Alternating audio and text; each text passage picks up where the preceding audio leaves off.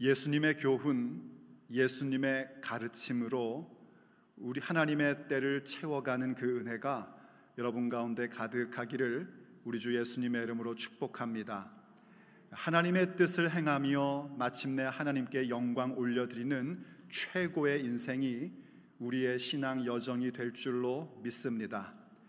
신앙 여정을 간다는 것은 그렇습니다. 나의 시간 계획표를 넘어서서 하나님의 시간, 하나님의 때를 채워가는 것입니다. 내가 세운 시간 계획표가 굉장히 완벽해 보이고 자세하여 그대로만 한다면 성공할 것이 확실하다라고 생각될지라도 그것이 만약 하나님의 시간 계획, 하나님의 때와 다르다면 기꺼이 나의 시간 계획표를 초월할 줄 알아야 합니다. 바로 그렇게 나아갈 때에 우리는 어느새 하나님의 뜻을 추구하게 되고 동시에 하나님께 영광을 올려드리는 모습으로 세워질 수 있게 되는 것입니다. 그것이 바로 신앙의 여정, 우리가 걸어가는 길입니다. 그렇게 우리의 삶은 하나님의 때, 그것이 영원한 생명을 주시는 그때, 영원한 천국에 가는 그때이든지 혹은 우리의 육체의 여정 속에서 하나님이 주실 것을 주시는 어떤 때이든지 그 때를 채워갈 때에 우리에게 맡기신 일들, 우리가 해야 할 일들을 행함으로 하루하루를 채워가는 것이 중요합니다. 그것이 믿음의 여정입니다. 그럴 때 우리에게 반드시 필요한 것이 있는데 그것이 바로 예수님의 가르치심, 예수님의 메시지, 그 말씀입니다. 그 말씀이 없이는 우리는 어느 누구도 하나님의 뜻을 헤아릴 수도 없고 하나님의 뜻을 행할 힘도 없습니다. 하나님의 말씀, 예수님의 가르침, 그 메시지가 없이는 어느 누구도 하나님께 영광 올려드릴 수가 없습니다. 그래서 예수님께서도 자기의 때, 그 십자가의 영광을 얻는 그 때까지 매일매일 그 지상 사역 가운데에 계속적으로 예수님의 가르침을 그 제자들과 세상 가운데 선포하며 가르쳐 주셨습니다. 바로 오늘 본문의 맥락이 우리에게 그러한 부분을 가르쳐 주고 있는 말씀입니다. 요한복음 7장에 들어오면 예수님의 형제들이 예수님에게 초막절에 예루살렘 유다 지역으로 올라가라고 예수님을 자극합니다. 그들이 생각할 때 지금이야말로 때가 됐다는 것입니다. 이것이 절호의 기회라는 겁니다.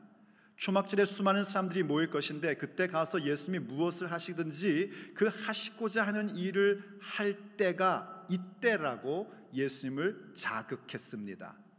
그렇지만 예수님께서 말씀하시기를 내 때가 아직 차지 않았다 하시며 그 형제들과 함께 초막절에 올라가기를 거절하셨습니다. 그런데 오늘 10절에서 우리가 읽었듯이 이렇게 얘기합니다. 그 형제들이 명절에 올라간 후에 자기도 올라가시되 나타내지 않고 은밀히 가시니라. 안 가신다고 하셨는데 가셨답니다. 그 형제들의 대열, 초막절에 올라가는 카라반 행렬에는 참여하지 않으시고 개인적으로 조용히 은밀하게 예루살렘으로 가셨다는 겁니다. 그렇게 가신 이유는 사람들이 원하는 것을 주시고자 함이 아니라 하나님의 시간 계획표 속에 그 때가 차기까지 예수님의 매일의 삶에서 하셔야 할 일들, 그 할 일을 하시고자 예루살렘에 올라가신 겁니다. 그것은 바로 사람들에게 그 귀한 예수님의 가르치심을 주시는 사역이었습니다. 그래서 오늘 본문 14절이 그것을 이렇게 얘기해 줍니다. 14절에서요. 이미 명절의 중간이 되어 예수님께서 성전에 올라가사 가르치시니 합니다. 명절 중간에 도착을 하셨답니다. 왜냐하면 예수님께서 늦게 출발하셨으니 당연히 중간에 도착하셨겠죠. 하셔서 무엇을 하셨는가? 십자가를 지신 것이 아니라 그 때가 차기까지 매일매일 하시는 일, 바로 사람들에게 말씀을 가르치신 겁니다. 예수님께서는요, 이 지상 사역을 하실 때 세 가지의 중요한 사역이 있었습니다. 전도하시고 가르치시고 치료하셨습니다. 영어로 얘기하면 preaching, teaching, 그리고 healing입니다. 그 가운데에 많은 부분을 차지하고 있는 것이 바로 가르침이시고요, 성경은 그 부분들을 기록해주고 있습니다. 예수님께서는 바로 그 시대 사람들에게, 또 시공을 초월한 모두에게 길을 주시고 생명을 주시고 진리를 주셨습니다. 뿐만 아니라 예수님 그분 자체가 길이시고 진리이시고 생명이심을 선언하며 가르쳐 주셨습니다. 그 일을 예수님은 계속적으로 끊임없이 매일매일 하셨습니다. 그리고 그 가르침은 굉장히 힘이 있고 능력의 말씀이었습니다. 그래서 이제 유대인들은 예수님의 가르침을 듣고 굉장히 놀랐었습니다. 15절을 보니까 이렇게 얘기합니다. 유대인들이 놀랍게 여겨 이르되 이 사람은 배우지 아니하였거늘 어떻게 그를 아느냐 하고 질문을 던집니다. 예수님은 지금 유대 지도자들과 같이 랍비 학교를 다니신 적이 없습니다. 당연히 그분은 말씀이십니다. 하나님이십니다. 누구에게 배울 필요가 있는 분이 아니라 가르쳐 주시는 분이시죠. 그러나 유대 지도자들은요, 예수님의 외모만 보고 배우지도 않은 무학의 사람인데 어떻게 이렇게 말씀을 잘 알지? 하고 질문을 던진 겁니다. 그들은요, 늘 랍비 학교에서 많이 배우고 있었습니다. 그 당시에 유명한 랍비 힐렐이나 샴마이 같은 랍비들이 있었는데요, 그들은 이미 자리를 잡아서 하나의 학파를 만들 정도였다고 합니다. 그래서 유대 지도자들이나 젊은 랍비들은 이야기를 할 때에 힐렐이 말하기를, 샴마이가 말하기를, 그러면 그 말하는 사람이 굉장히 있어 보이고 또 권위가 있어 보이고 나는 이렇게 많이 배운 사람이야 하는 것을 나타내는 일이기도 했답니다. 그런데 예수님께는 그런 게 전혀 없으신 겁니다. 그냥 말씀을 전하시는 거죠. 그래서 그들이 얘기하는 겁니다. 배우지 않았는데 어떻게 글을 아느냐 한 거예요. 그때 글을 안다는 것은 예수님이 그저 읽을 줄 아는, 어린아이들이 책 읽을 줄 아는 그런 얘기가 아니라 예수님이 전하는 그 말씀 속에는 따라갈 수 없는 해박함이 있고 강력한 권위가 있단 말이죠. 그리고 이길 수 없는 논리가 있더란 말입니다. 그런데 그거를 받아들이기 싫은 겁니다. 그래서 그들이 하는 말이 배우지도 않았는데 어떻게 알지 하며 예수님의 가르침을 외면하고 싶었던 겁니다. 그런 그들에게 예수님께서 이렇게 답변하셨습니다. 16절, 예수님께서 대답하여 이르시되 내 교훈은 내 것이 아니요 나를 보내신 이의 것이니라. 이 메시지는 오늘을 사는 우리에게도 매우 중요한 메시지입니다. 예수님조차 내가 전하는 이 말씀, 나의 가르침, 내 교훈, 내 메시지는 내 것이 아니라 나를 보내신 이의 것이다 라고 말씀하셨습니다. 그렇다면 오늘을 사는 우리들에게 있어서도 우리가 전하고자 하는 이야기, 또 우리가 듣고자 하는 이야기는 과연 누구의 것이어야 할까 하는 질문을 던져야 합니다. 이것은 그저 설교라는 설교자와 듣고 있는 여러분들의 차원뿐만이 아니라 말을 하는 사람과 말을 듣는 자로서 나는 지금 무엇을 말하고자 하고 또 누구의 말을 듣고자 하는가 하는 부분을 늘 질문으로 던지며 생각하셔야 합니다. 누구의 말을 듣고 싶으십니까? 많이 배운 학자의 말, 박사의 말입니까? 아니면 하나님께서 보내신 이의 메시지입니까? 무엇을 말하고자 하십니까? 나의 생각과 내가 배운 학문을 말하고자 하십니까? 아니면 하나님의 말씀을 말하고자 하십니까? 우린 당연히 주님의 메시지, 하나님의 말씀, 예수님의 교훈을 말하고 듣는 자이어야 합니다. 우리가 일상에서 말을 할 때 내가 지금 무슨 말을 하고 있는지 잘 생각하셔야 됩니다. 이 말이 지금 주님의 말씀인지 아니면 나의 생각인지, 또 내가 들을 때도 그가 하는 말이 하나님의 말씀인지 아니면 자신의 이야기인지를 우린 구별하여 말하고 들을 줄 알아야 됩니다. 더군다나 현대사회 속에서는 수많은 설교와 지식들이 그야말로 홍수처럼 쏟아지고 있습니다. 그 수많은 설교들, 수많은 가르침들 가운데에 어떤 것은요 우리에게 위로를 주고 용기를 주는 말씀들이 있습니다. 좋은 겁니다. 또 어떤 말씀은 우리에게 하나님의 비전을 주고 예수님 안에 있는 소망을 계속해서 일어나도록 만들어주는 말씀도 있습니다. 당연히 들어야 할 말씀입니다. 또 어떤 말씀은 듣기에는 불편하지만 우리의 심령을 살리는 말씀이 있습니다. 그 말씀 들으셔야 됩니다. 그러나 안타깝게도 우리의 심령을 파괴하는 말씀들도 있습니다. 듣기에는 좋은데 사실은 우리를 죽이고 있는 말씀도 있고, 심지어는 말하는 자들이 자기를 드러내려고 말하는 내용들도 있습니다. 우리는 그렇게 홍수같이 쏟아지고 있는 설교와 여러 가지 가르침과 지식들 가운데 과연 무엇을 듣고 말해야 할까요? 과연 내가 지금 듣고 있고 말하고 있는 것이 예수님의 가르침이라는 그 확증은 어떠한 모습으로 나타나게 될까요?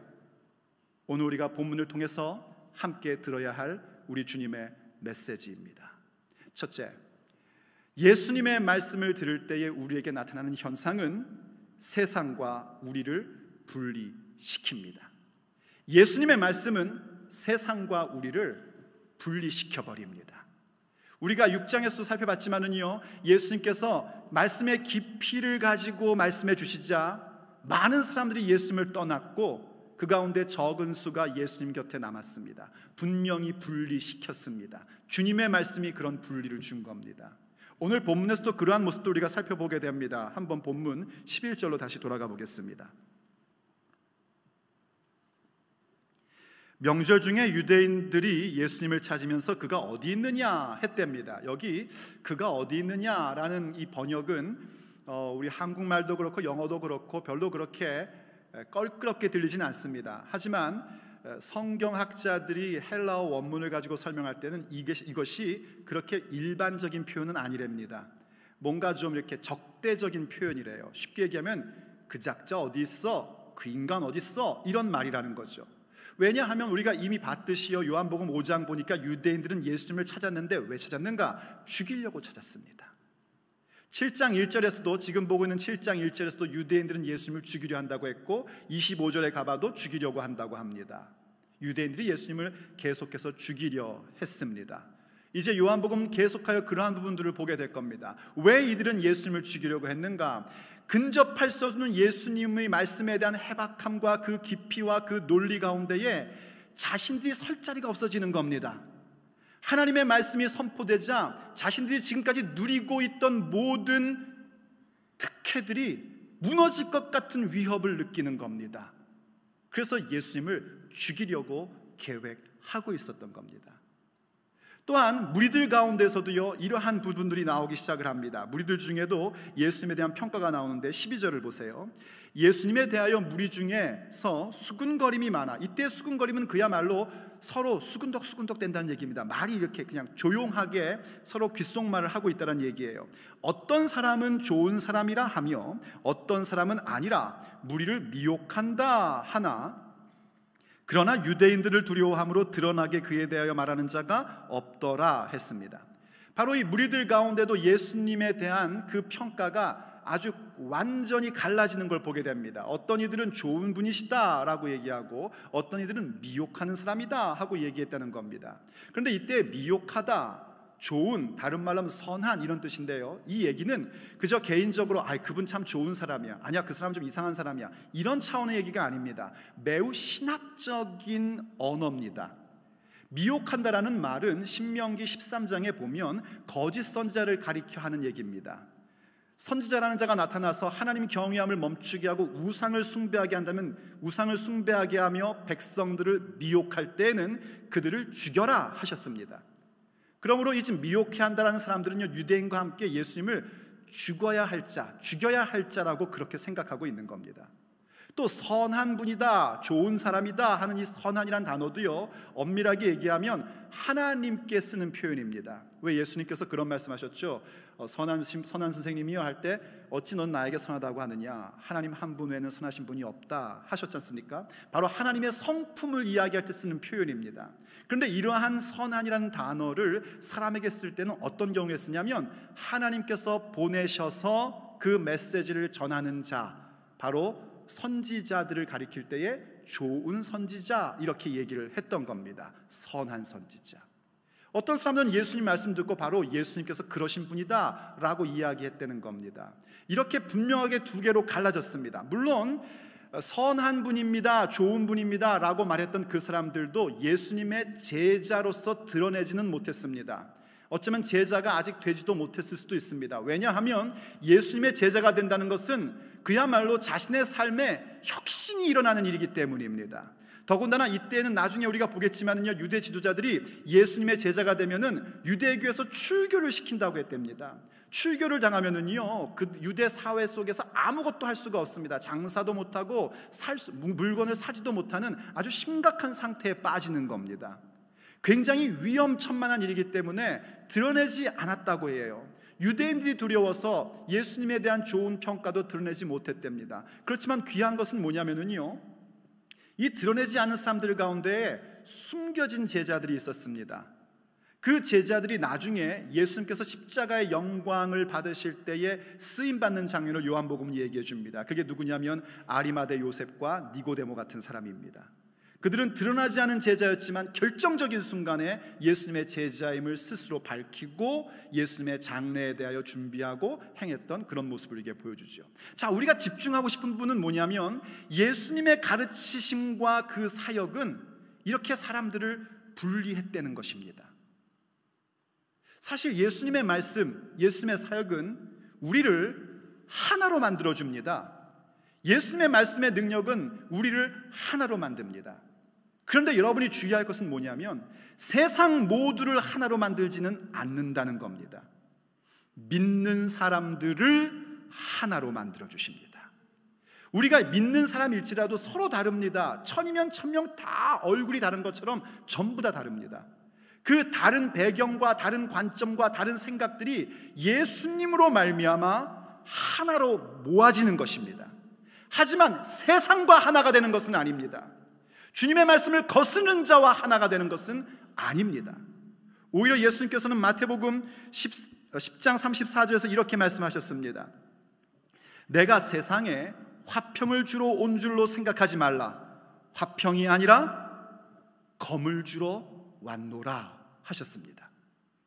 검을 주러 왔는데 그 뒤에 말씀은 뭐냐면 사람이 아버지와 딸이 어머니와 며느리가 시어머니와 서로 대적하게 된다는 겁니다. 이 관계는요, 인간관계 속에서 가장 가까워야 할 관계들을 얘기하는 거예요.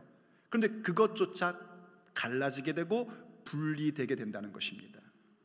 본디 예수님의 복음은요, 모두를 하나로 만들어주는 능력이 있습니다. 예수님의 말씀은요, 유대인과 이방인들 절대로 하나가 될 수 없는 존재들에도 불구하고 복음 안에서 하나가 되는 능력이 있습니다. 그런데 왜 예수님께서 이렇게 말씀하셨냔 말이죠. 예수님은 아시다시피 평화의 왕이십니다. 우리에게 하나님의 평강을 주시는 분이십니다. 그런데 주님 말씀하시길 나는 평화를 주러 온 것이 아니라 검을 주러 왔노라. 너희들을 분리시키고 너희들을 서로 대적하게 만들 것이다 라고 말씀하십니다. 왜 그러셨습니까? 예수님이 없는 평화는 참된 평화가 아니기 때문입니다. 오직 예수님과 함께 있는 평화만이 영원한 평화입니다. 오늘 평화로운데 내일 전쟁이면 오늘의 평화가 아닙니다. 불안감만 더 가중되는 것뿐입니다. 영원한 평강, 영원한 평화는 오직 예수님과 함께할 때만 가능한 것입니다. 하나됨도 마찬가지입니다. 예수님 없는 하나됨은 거짓된 하나됨입니다. 예수님 안에서 하나 돼야 됩니다. 여러분, 못된 짓 하는 사람들 보세요. 나쁜 말 만들어갖고 퍼뜨리는 사람들 보세요. 자기들끼리 똘똘똘똘 뭉칩니다. 얼마나 그 하나됨이 강력한지 몰라요. 그런데 그 하나됨은 예수님으로 인한 하나됨이 아니란 말입니다. 그거를 깨트려야 됩니다. 주님의 말씀의 능력은 그것을 깨트리십니다. 거짓 평화를 깨십니다. 거짓된 하나됨을 깨십니다. 그래서 우리를 세상과 구별된 존재, 세상과 분리된 존재로 만드십니다. 그게 말씀의 능력입니다. 그것으로 우리는 지금 듣고 있는 말씀이 하나님의 말씀인지 자기의 말인지를 구별할 수 있고, 우린 그러한 말씀들을 전해야 합니다. 그런 일들은요, 일단 개인적으로 내면에서 일어날 수 있습니다. 하나님의 말씀을 들으면은요, 나의 내면 속에 나의 가치관, 나의 철학, 나의 생각, 나의 계획들이 하나님의 생각으로 침투되면서 갈라지기 시작합니다. 그럼 내 속이 뒤집어지는 겁니다. 그럴 때 우리는 무엇을 해야 되냐면 내 생각, 내 계획, 내 철학을 완전히 청산시켜버려야 됩니다. 그리고 그것에서는 완전히 분리된 존재로서 하나님의 생각, 하나님의 말씀만을 따르는 자로 세워져야 됩니다. 그리고 그럴 때 우리가 살아가는 우리 안에서도, 너와 나 가운데서도 이런 분리들은 나타나게 됩니다. 우린 철저하게 세상과 분리된 존재로 세워져야 합니다. 그것이 주의 말씀을 듣는 자들이요, 그것이 주의 말씀의 현상입니다. 그럴 때 우리는 세상과 분리되면서 무엇을 하게 되는가? 하나님의 뜻을 따르게끔 되어 있는 것입니다. 그러므로 두 번째, 하나님의 말씀, 예수님의 메시지는요, 우리로 하여금 하나님의 뜻을 행하게 합니다. 우리를 세상과 분리시켜버리시고 계속하여 우리로 하여금 하나님의 뜻을 행할 수 있도록 이끌어 가시는 역사가 바로 이 주님의 말씀, 예수님의 말씀의 능력입니다. 본문 17절을 읽어봅니다. 사람이 하나님의 뜻을 행하려 하면 이 교훈이 하나님께로부터 왔는지 내가 스스로 말함인지 알리라. 예수님께서 좀 전에 16절에서 내 교훈은 나로부터 온 것이 아니라 나의 것이 아니라 나를 보내신 이의 것이니라 하고 말씀하셨어요. 그것에 대한 확증을 사람들이 어떻게 할 수 있는가? 누구든지 간에 하나님의 뜻을 행하려 한다면 지금 예수님께서 주시는 가르치심, 그 말씀이 하나님께로부터 온 것인지 아니면 자기 스스로 말하는 것인지를 알 수 있게 된다는 겁니다. 다시 말해서 무슨 얘기인고 하니, 우리가 세상과 구별된 존재, 하나님께서 우리를 거룩하게 만들어 주셨을 때 우리의 마음 가운데는 큰 소망이 생깁니다. 그야말로 우리의 최종적인 목적이 영원의 때에 있다는 사실을 알고 오늘이라 불리는 육체의 날들을 하루하루 하나님의 뜻을 이루며 살고 싶은 열망이 생깁니다. 그런데 중요한 건 뭐냐면 하나님의 뜻을 알 수 있는 능력이 우리에게는 없다는 사실입니다. 그 뜻을 알지 못하면 그 뜻을 행할 수도 없습니다. 뭔가 열심히 최선을 다하는데 계속해서 하나님의 뜻을 거스르는 경우도 참 많습니다. 사도 바울을 생각해 보십시오. 그가 예수님을 만나기 전에요, 그는 하나님을 위해서 봉사하는 최선의 일이 교회를 박해하는 거라고 믿어 의심치 않았습니다. 최선을 다하고 열심을 다할수록 하나님의 뜻과는 점점 거리가 멀어지고 하나님의 뜻과는 상관없는 인생이 되어버렸던 겁니다. 그래서 하나님의 뜻을 우리가 알아야 되는데 어떻게 알게 되는가? 예수님의 가르치심을 통하여, 하나님의 말씀을 통하여 우리는 하나님의 뜻이 무엇인지를 배워가게 됩니다. 우리가 이미 6장에서 살펴봤죠. 하나님의 뜻은 무엇이냐면 예수님을 믿는 자들에게 생명을 주시는 것이 하나님의 뜻입니다. 하나님의 뜻은 생명 주시는 것입니다. 생명을 살리시는 것입니다. 여러분, 내가 지금 말하고 있고 듣고 있는 내용이 하나님의 뜻인지 아닌지 구별할 수 있는 좋은 방법이 뭐냐면, 지금 이 이야기가 생명을 살리는 이야기인지, 생명을 죽이는 일인지, 생명을 전달하는 교회를 세우는 이야기인지, 생명을 전달하는 교회를 파괴하는 말인지 생각해 보시면 됩니다. 데살로니가전서 4장 4절을 보면 하나님의 뜻은 우리의 거룩함이라고 했습니다. 거룩함에 대하여 여러분들이 성경적으로 논리 있게 설명을 못한다 할지라도 거룩함이 뭔지 아시지 않습니까? 다른 사람 흉보고 파괴하고 남의 말이나 하는 것이 거룩해 보입니까? 전혀 그렇지 않습니다.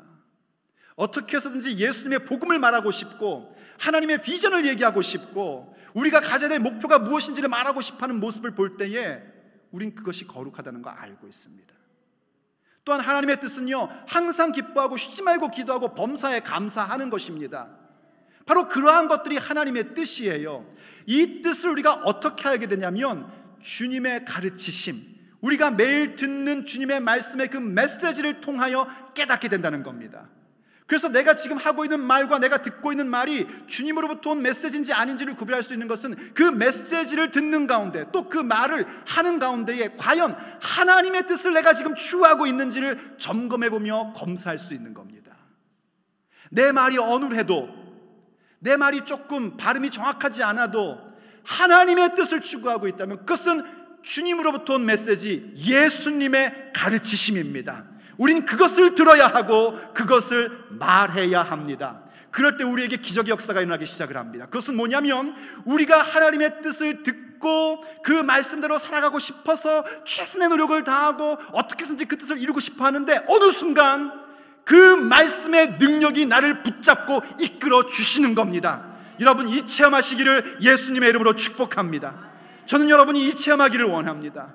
처음에는 내가 막 하나님의 뜻을 배우고 기록하고 외우려고 하고, 그때도 살아보려고 하고 노력해보고 안 되면 또 실패해서 울고 막 이러는데, 어느 순간 여러분이 깨닫게 되는데, 내가 아니라 내게 주신 말씀의 능력 자체가 우리를 세워주고, 말씀의 능력 자체가 우리에게 하나님의 기업을 얻게 하신다는 사실을 깨닫게 됩니다.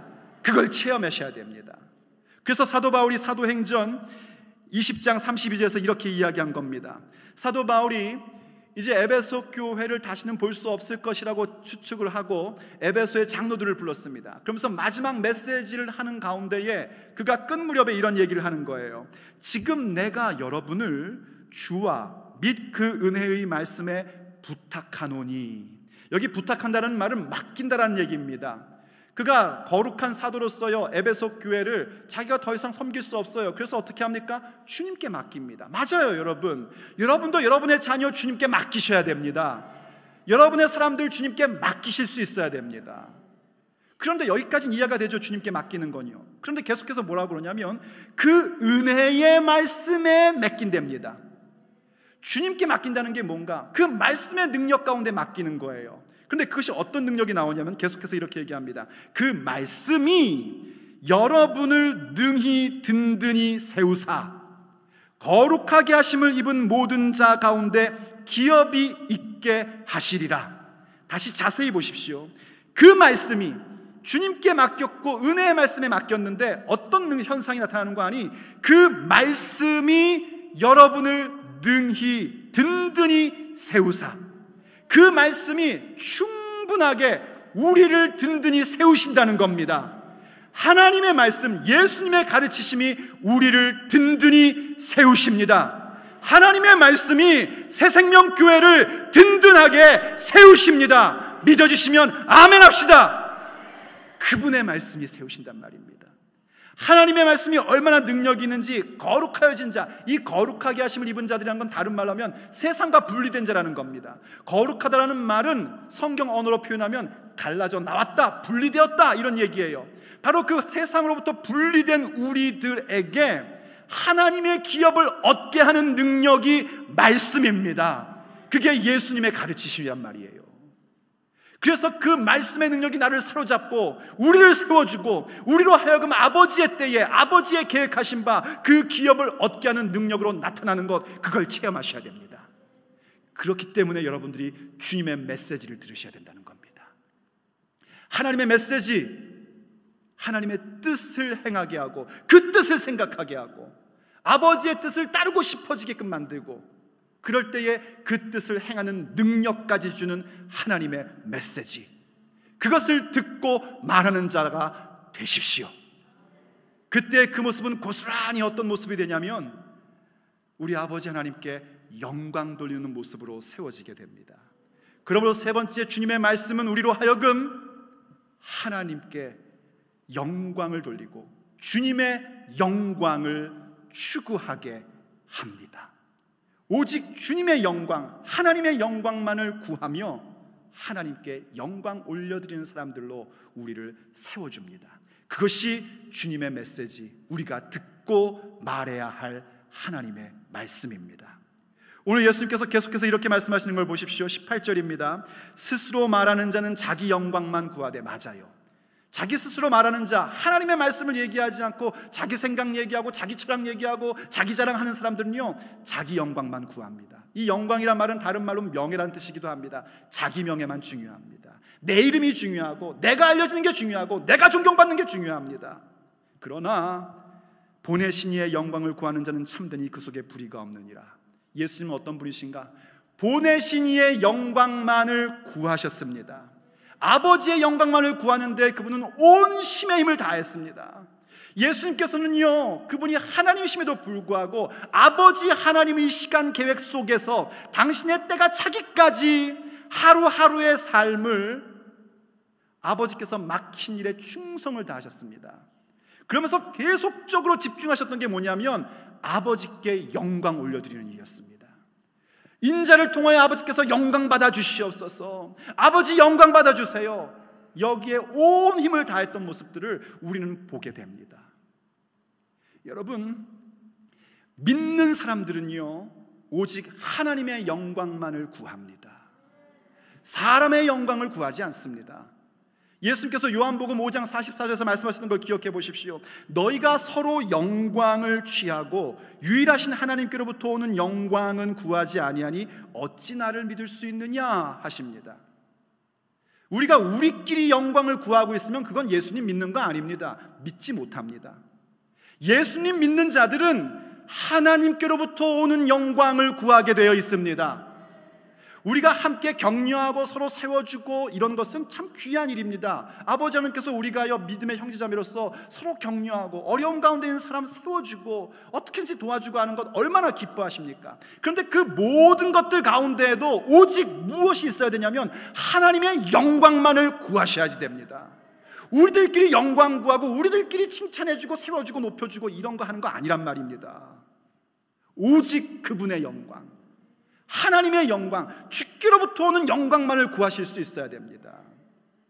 하나님께서 주시는 영광을 구하는 그 모습은 어떤 사람에게 이루어지는 것이냐면 예수님을 믿고 하나님께 영광을 올려드리는 사람들만이 할 수 있는 추구함입니다.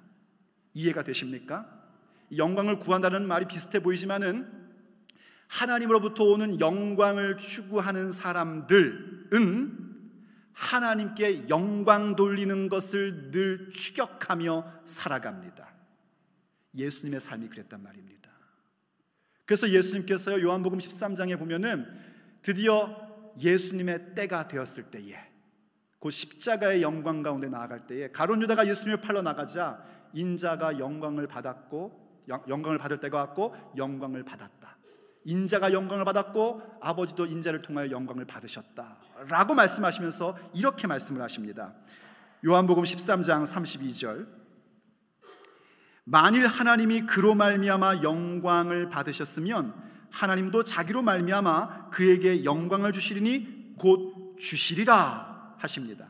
이건 예수님 당신 자신에 대한 말씀입니다. 예수님께서 말씀하시길 내가 지금 영광을 받았고 아버지도 영광을 받으셨다 하시면서 아버지께서 인자 예수님을 통하여 영광을 받으셨으면 아버지께서도 인자인 예수님을 영광스럽게 하시는데 곧 하신다 이 말씀이에요. 그런데 요한복음 17장에 가면 예수님께서 하나님 앞에 아버지 앞에 기도를 하실 때 이런 얘기를 하십니다. 아버지께서 내게 주신 영광을 저들에게도 주었습니다. 제자들에게 주셨다는 겁니다. 그렇기 때문에 이 말씀 요한복음 13장 30절의 말씀은 예수님 당신 혼자만을 위한 얘기가 아니라 우리 모두에게 주시는 말씀입니다. 다시 말해 이런 얘기입니다. 하나님께 영광을 올려드리는 자들을 하나님은 어떻게 하시는가? 그를 영광스럽게 하신다는 겁니다. 우리의 삶에서 하나님께로부터 오는 영광을 구하고 사람이 주는 영광 따위에 관심 갖지 않고 또 그 모습을 갖고 있기 때문에 오직 하나님만 영광 돌리고 아버지만을 높여드리고 예수님의 이름만을 높여드리는 그 모습으로 갈 때에 하나님께서는 그런 자들을 영광스럽게 만들어 주십니다. 그것도 즉시 만들어 주십니다. 믿어주시면 아멘 합시다. 그게 우리의 믿음입니다. 하나님의 말씀은 그렇게 우리를 하나님의 영광이 무엇인지를 목격하게 만들고 하나님께 영광 올려드리는 데만 온 집중을 다하게 하며 마침내 그 말씀의 능력으로 이끌림 바 되어 아버지께서 주신 영광의 자리 가운데 참여하게끔 만들어 주시는 것입니다. 그게 우리가 듣고 전해야 할 주님의 메시지입니다. 여러분 오늘 어떤 말을 듣고 있습니까? 무엇을 말하고 계십니까?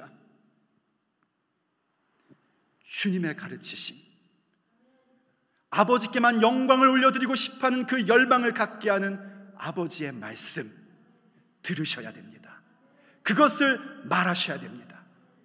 아버지께 영광을 돌려드리고자 하나님의 뜻이 무엇인지를 분별하게 하고 그 뜻만을 향하여 달려가게 하는 그 말씀 들으셔야 됩니다. 그것을 전하셔야 됩니다. 그럴 때 기꺼이 세상과 분리되어 세상으로부터 미움받고 이상한 말 듣는 것을 두려워하지 마십시오. 오히려 기뻐하십시오. 즐거워하십시오. 여러분이 지금 예수님의 가르치심, 그 메시지를 듣고 있고 그 메시지를 전하고 있다는 증거입니다. 아버지의 때가 이루어짐에 아버지께서 우리를 영광스럽게 하시되 즉시 하실 것입니다.